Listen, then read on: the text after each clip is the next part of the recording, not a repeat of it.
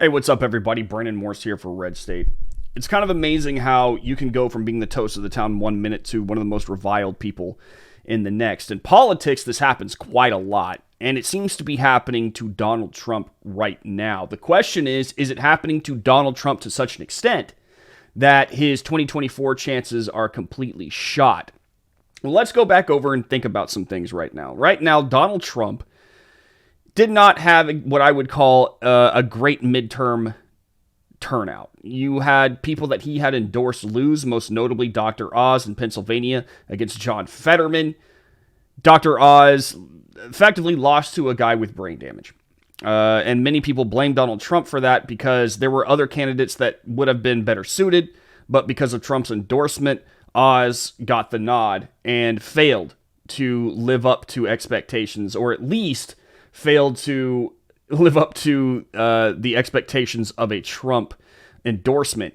That said, the midterms weren't exactly the nail in Trump's coffin. It had people kind of second-guessing Trump's worth at this point in time, as a kingmaker at least.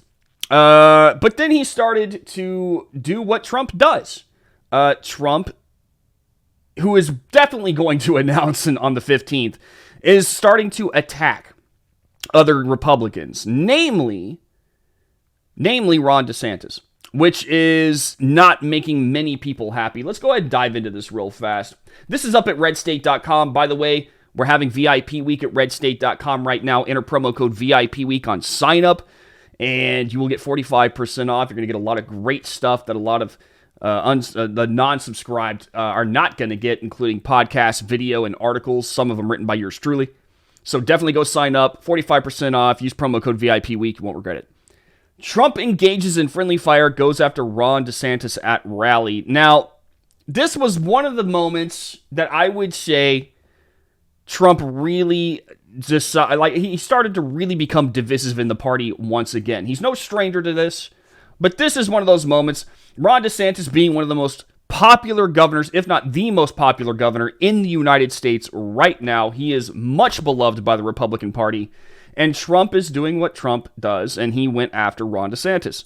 71, Ron DeSanctimonious at 10%, Mike Pence at 7. Oh, Mike's doing better than I thought. So he does that, and then after that, he goes after Glenn Youngkin, which is a really odd thing to do. This is what he put out on Truth Social. Youngkin. Now that sounds like an interesting, that's an interesting take. Sounds Chinese, doesn't it?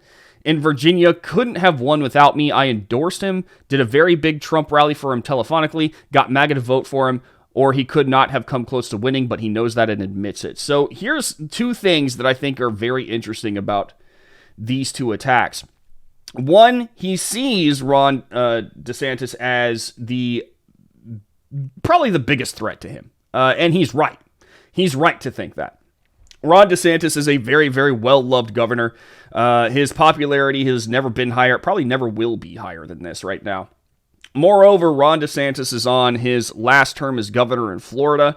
Chances are he is definitely going to run for president, and now is the time to do it, because if he waits to run for president till after this presidential election in 2028, chances are his star is probably going to fall. It's probably going to fall. His iron is hot. He's going to strike it now if he wants to. So Trump sees this, and he's definitely terrified of DeSantis. DeSantis is probably the one who will give him the biggest run for his money, so he's already trying to tear him down. Glenn Youngkin, though, is a weird, really odd move. Youngkin definitely is popular, but I would not say that he has any kind of popularity that could compare to DeSantis or Trump. Glenn Youngkin, he just got elected to Virginia. I don't know if he had any intention at all to even run for president. I doubt it, but who knows? Maybe Trump knows something that the rest of us don't. I don't know. But regardless, it was kind of an odd thing to attack Youngkin, who hitherto had not really said much of anything to anyone, did not have any aspirations, at least stated, outside of being the governor of Virginia.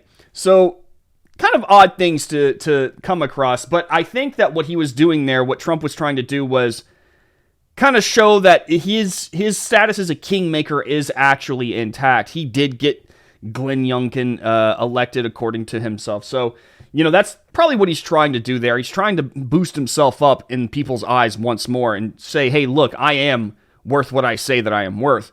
Interesting little tidbit here from Mike Miller. Trump DeSantis' meltdown continues.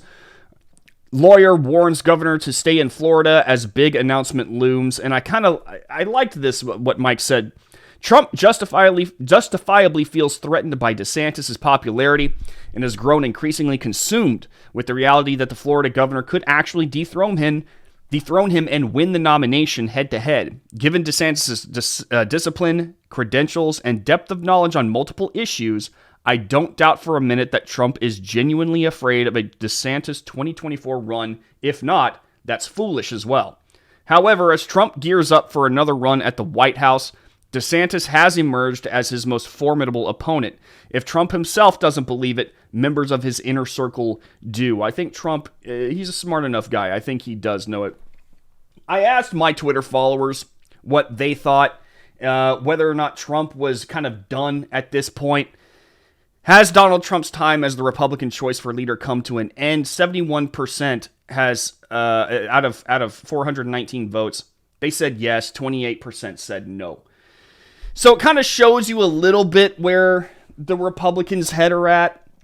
Given this poll is not going to be 100% accurate. Naturally, you're going to have some lefties kind of voting here who hate Trump no matter what.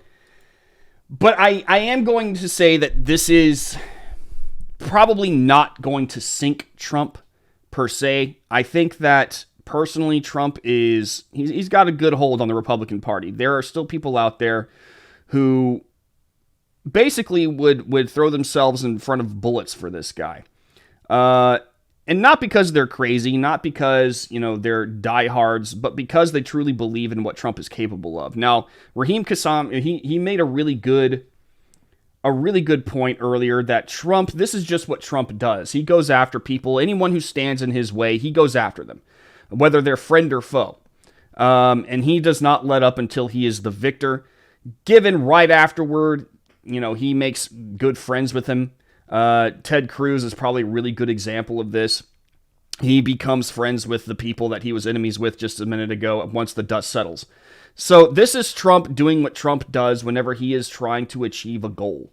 Now, does that make it right? No, not necessarily. But what is really interesting is the fact that that same attitude that is making people curse him is the same attitude that make people praise him when he's in office.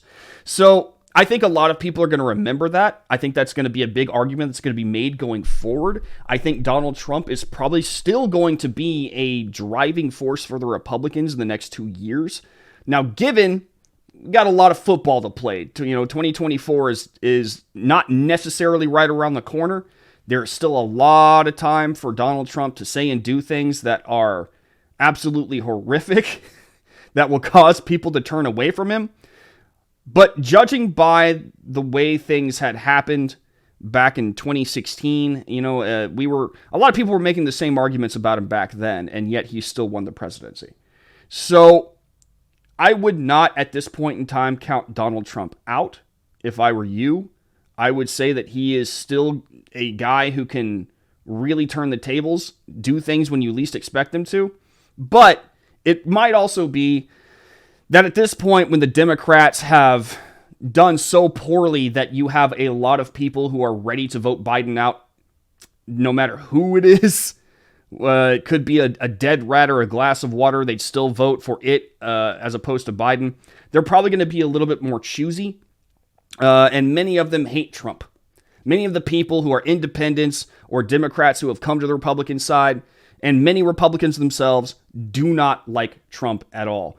And they're going to want to vote for somebody who more reflects a moderate stance or at least a more sensible stance. And it's probably that's probably going to be DeSantis. I know that Joe Rogan said that he was a huge fan of DeSantis. So, he's probably going to bring a lot of people with him. So I would say that both men are likely going to be the guys who are going head to head, the true contenders for the Republican primary pick. Again, a lot of football left to play, so we don't know what's going to happen. But the last thing that you should probably want to do is count Trump out at this point in time. While he might be unpopular right now, that might change in the coming months. Who knows? It might get worse for him. But politics is a weird beast. And you never want to sit there and say for sure that someone is done. They very well might not be. Again, you might be everyone's worst enemy one day and the toast of the town the next, and vice versa. And right now, Trump is definitely experiencing a bit of an unpopularity hit, but that might change real soon. You never know. Hey, give this video a like, subscribe, and I'll see you in the next one.